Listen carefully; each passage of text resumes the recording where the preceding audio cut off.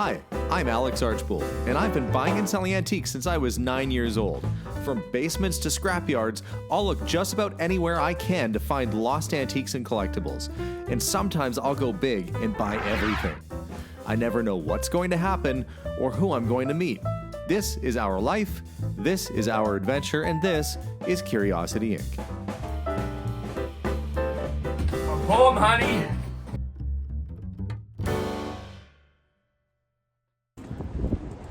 Good morning, guys, and welcome to today's episode. I am in the town of Manitou Springs, Colorado. Historic district just outside of Colorado Springs. Also a really pretty little town. Lots of things to do, lots of things to see. We're going to do a little popping around today in some of the stores, check out the sights, and just really enjoy this lovely, beautiful day here in Colorado. So follow along on today's adventure while we visit Manitou Springs. First stop along the way is going to be the Commonwealth Artists Co-op. Little studio space where artists can display their wares, and it's a great opportunity to come and check out and see what they have. There's a lot of pottery and ceramics. St. Francis sculpture. It's always wonderful to see places like this that support local artists and have a place to showcase their wares. And honestly, sometimes you're just looking for that special piece for inside your house and you need something the right shape or color, and a great place to find something like that is in a store just like this. Go visit soon. Take things I know. These are little hand-painted ceramic tiles, very nicely done. Scenes from around Colorado. We're driving back from the Pueblo area. The landscape really looks like that, like very arid with little clumps of cabbagey-looking brush. And Garden of the Gods. Garden of the Gods, yep. Well, here's a creative little sculpture called The Fancy Lady by Charlie Kahn. Earthenware, porcelain. You got the earrings, the fancy little hat, the pearls on, and of course right next to it you've got the angry looking raccoon there who's ready for battle with his machine gun. That's creative. And you got a crazy dog over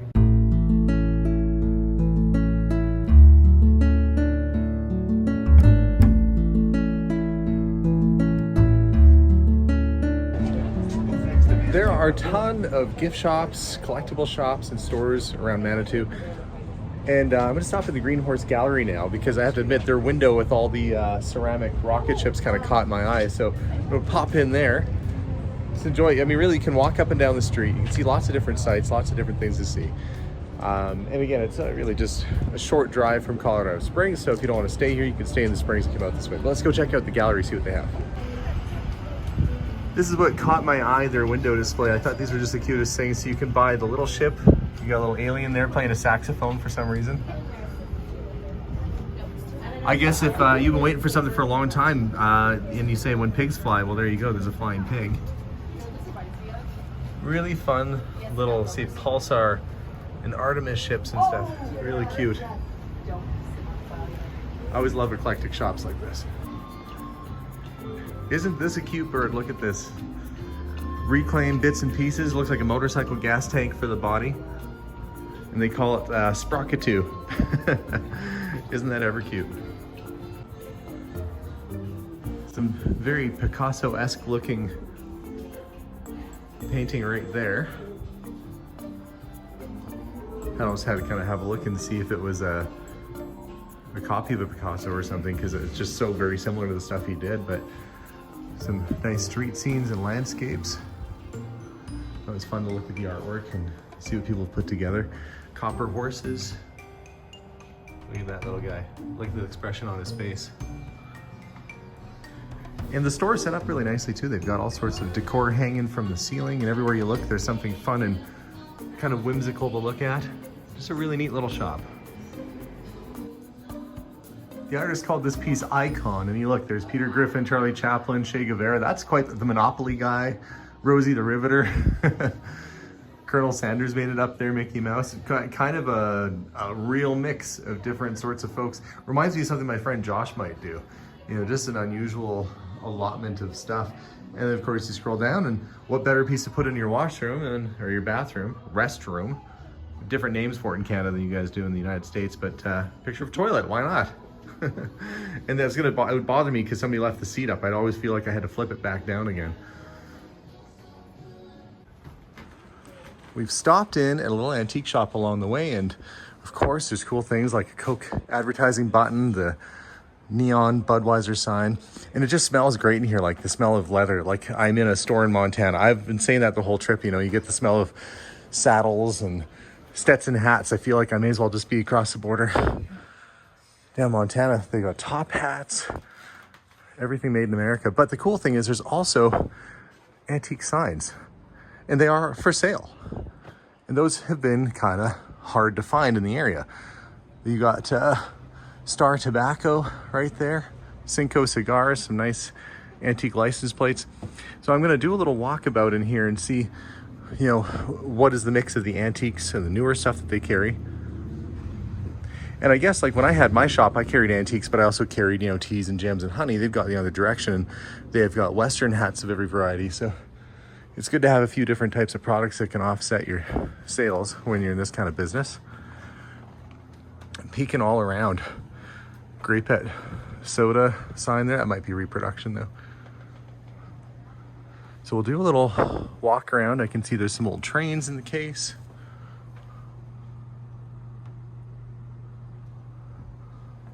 Lots of fun stuff. I'm gonna work my way, it's a very narrow hallway here.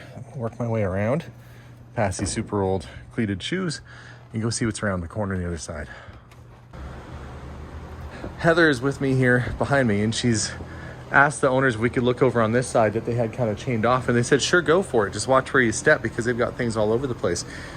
There's an early Colorado plate, California plates, which I don't see these black plates back at home very often. That's a fun thing to put on your car because, you know, California and cars kind of go hand in hand. But I'm going to walk around, kind of see what there is to see. European plates, kind of on the unusual side. I was looking for a French plate, but, you know, some plates like from Sweden or Switzerland, they're very difficult to come across. So when you find them stacked up like this, so there's some old street signs. Lots of fun stuff. What's this? Kill 'em, it says. Big porcelain advertising sign. Old crates. DuPont explosive box. And if you needed a street sign, this is the place to go. I think they've got every street sign from the whole area from years gone by. Probably found a stash of them somewhere. Oh yeah. This is like brand new, but it's collectible for them, I guess, because Tim Hortons isn't around here. But that's like brand new. It's funny that it made it on the collectible wall. Like, that's a weird one. Let's put it over there. Okay, I'm going down this way. There's another Star Tobacco sign. A little beat up, but kind of cool. See the graphics on that. It's got a sheriff's badge. And this is sort of neat too. They've got this Grapette soda sign wrapped around this barrel. Unfortunately, it's, you know, been bent out of shape pretty good, but good collectible piece. And that's something like I wouldn't see that back home, and so somebody would be very interested in that, especially if you could straighten it back out again. I definitely would have a buyer on that. But unfortunately, a lot of the signs they have are not in the greatest shape. But if I can find a really early old, like a can like this, it still had the graphics on it from being an oil can, could be quite collectible. For $12, that's like a 1920s oil can. Somebody obviously used it for gasoline at some point. 1949 Alaska license plate, or is that, maybe that's Alabama. I'm trying to remember when Alaska became a state. I feel like it was around World War II. Lots of neat stuff to see. And I'll just kind of keep poking around and see if maybe there's something in here that I could bring back home with me. One thing that's kind of cool right there, in terms of Western wear, that's a nice set of woolly chaps. You've got the wool on the outside, and some people call them chaps, but I believe the proper pronunciation is chaps. Good early Western piece right there. If you ever find something like that in your grandpa's attic or garage, keep them. They can be worth a ton of money. Very collectible Western wear. Walking up and down the street here in Manitou, sometimes you find these public fountains like that one right there. And it's water that comes right from the spring. In fact, the water runs almost right underneath us here. Some of the buildings have water running right underneath the building. They build over top of the springs or the creeks. There's another one. And You know that? I saw it was up that way, right? Up that way. Oh, up that? Okay, yeah. They're all over the place. Around the roundabouts, turn to the right, there's one actually at the wall of the actual... At the wall over there, okay. Yeah, they're getting tips and ideas of where we can go and find more fountains, but just a peek over the edge here. And you can see that these springs run all the way through. It looks like somebody lost their inner tube. I wonder if they were on it having a good old time until they hit that bump right there. But this runs right underneath. I'll see if I can get over. These springs run right through the town. So the town really does earn its name, Manitou Springs, because there's the springs. It goes right underneath all these buildings and structures. Really cool little place. Crossing the bridge over the creek, and you find yourself in sort of this carnival-like district, the amusement section, as they call it, where there's little coin-operated rides, and they have an old-fashioned penny arcade apparently down here somewhere. I'm gonna walk around and see what sort of stuff they've got going on. See what is happening in here. Oh, look, and there's a toy shop too. Well, I'll have to pop over there after.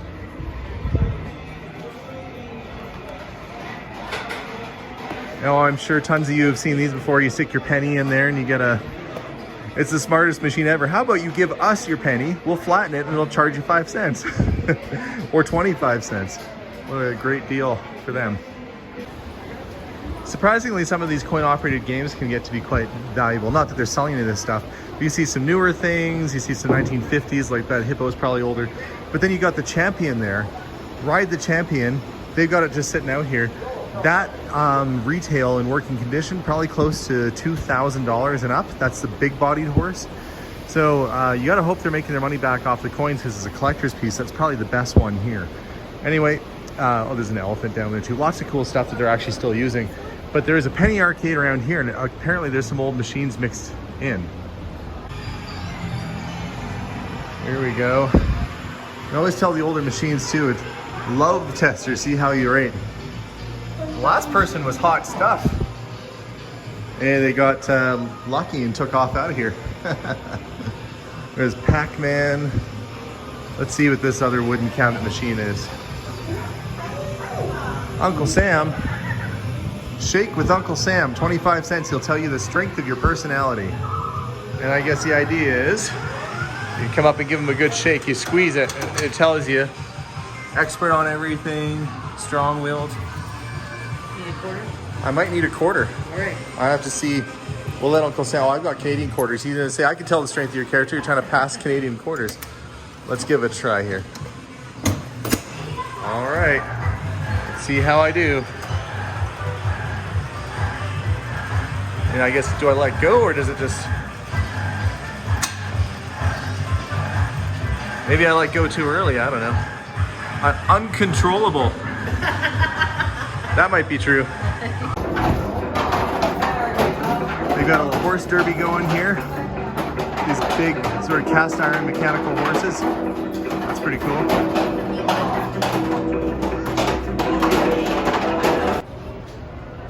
Now it's time to walk in. I think we found the world famous, according to them, penny arcade. See what they've got going on in here. You got your pinball machines. You got the old William Smart set. I haven't seen that one before. It's kind of neat. 4-player game with the new Beatlemania. The new machines are slimmer and have a lot more going on in terms of working features and stuff. But oh, here's a cool one. I had this exact same machine at my store, but in terrible shape. I used to own this thing. It's a Chicago Coin basketball champ. I was missing the head off of it. But that's a very rare and desirable machine. How cool is that? Here's an oldie. It's called English Football. Thrilling, exciting, 1 penny. And when you move it, it's kind of like a foosball table. Your goalie moves back and forth, and all of their feet go at the same time. So you better hope that you're kicking the right direction. There's no steering. It's just all kicking and blocking. That's got to be an oldie, that one. Here's another love tester. Ooh, have a look in the Sultan's harem. Maybe that's for mature viewers only. But if we go down this way, you can see some other cool games. You've got the Chicago Coin goalie game. That'd be a good one to have. I love these old crane games like this. And it's got a real cast iron little crane that you operate. You gotta pick stuff up and drop it in the hopper. Down the way, you've got pro hockey, very early coin operated hockey game. And look at this. It's like you're in a big Zeppelin flying. It's called Skyfighter. Mutoscopes and anti-aircraft machine guns. So you actually would look inside of it. It plays like a little movie and you shoot and play along. Isn't that ever neat? I've never seen one before. Of course, I had the Zoltar at my store for a while, which is a newer version of this kind of idea. But it's the solar horoscope and forecast, 25 cents. And it looks like the little gypsy lady there, or the Romani traveling fortune teller, would tell you exactly what your fortune's going to be for that day. Really neat stuff. Really neat stuff. Gosh, that was cool. I've not been in a penny arcade quite like that. I don't know if I've ever been in a penny arcade like that still has all the old turn of the century machines with the old pinball machines. And even out in the open, they've got these great old video games. This area would be a lot of fun to go to. So far having a really good time, but I'm gonna try and track down that toy shop that was around the corner here. Yeah. Okay, we decided to try it.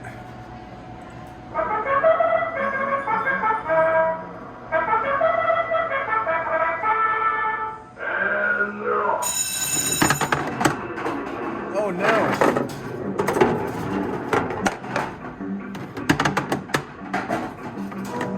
Man, I can get one. I feel like Heather's beating me.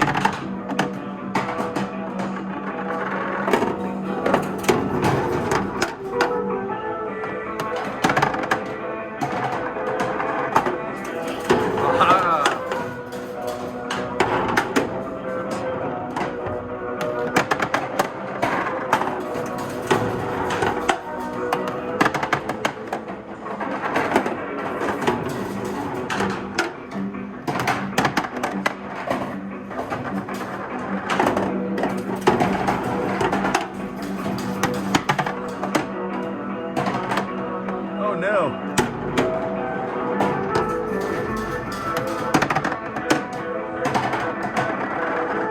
I'm losing.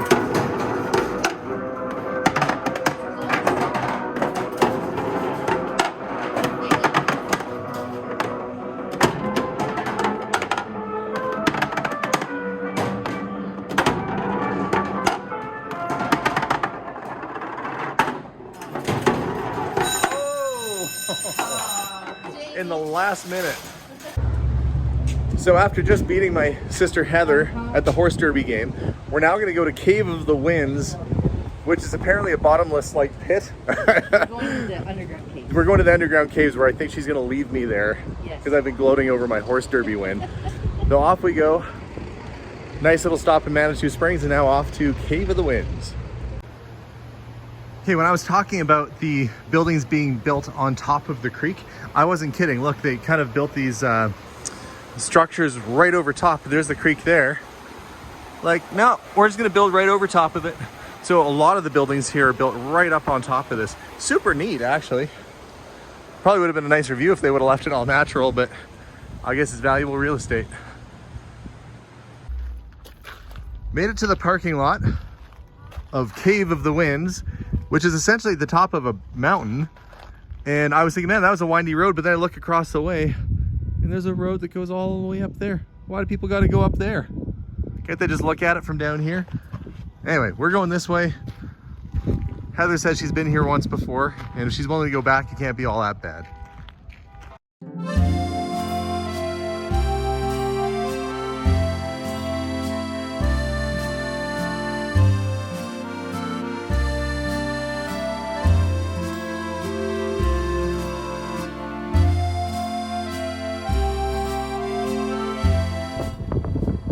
As I'm staring over the majestic overlook into the mountains, I notice that somebody actually lives right up there. Can you see? There's a house up there. So that means that if they are going home and they drive all on this road, they get all the way to their house, and then he gets home and his wife says, do you remember to get butter? He's got to go, oh man, go all the way back down again That's a really long drive to get to the nearest town. I'm sure it's a great view from up there though. Guess we're going in there. Now my lantern's Been a lot of joking about us getting lost in here forever. Hope you enjoyed looking at Great Town. Real quick, got a slate of pictures. They're down there waiting for us.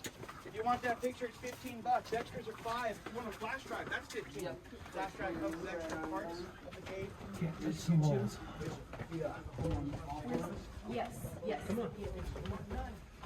Making our way through the cave. Luckily they've got some lights set up in here. Watch your step, Heather. Oh, are you guys in that group too? Okay, down the steps we go. There's all sorts of lights in different places so you can kind of look around. They told us don't touch the cave walls.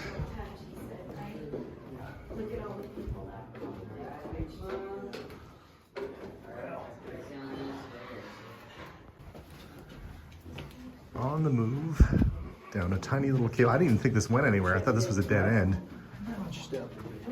Oh yeah, there's little, you gotta watch where you go. 'Cause there's little spots. Oh, it turns a corner. See, we hear them screaming. We know we probably shouldn't go that way. Yeah. That's it. Always stay 4 people back. You're like, no.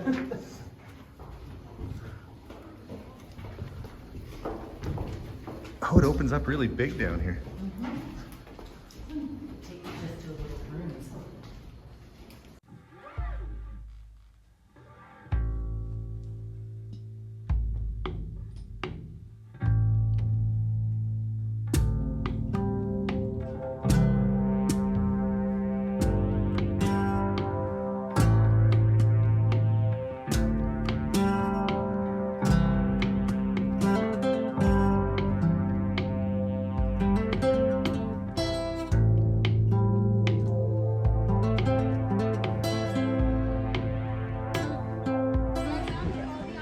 Well, the cave was fun. I was saying to my sister Heather, that's one of very few times in my life that I wouldn't have wanted to be over 6 feet tall. Because there's a few, obviously it's a cave, right? But there's stalagmites and stalactites and all kinds of fun stuff down there. A good adventure. And if you're feeling brave, you can go here. They have a high ropes obstacle course that actually goes over top of the cliff. As if it wasn't freaky enough to go and do this above ground, it goes over the edge of the cliff. Not for me. My kids probably do it though.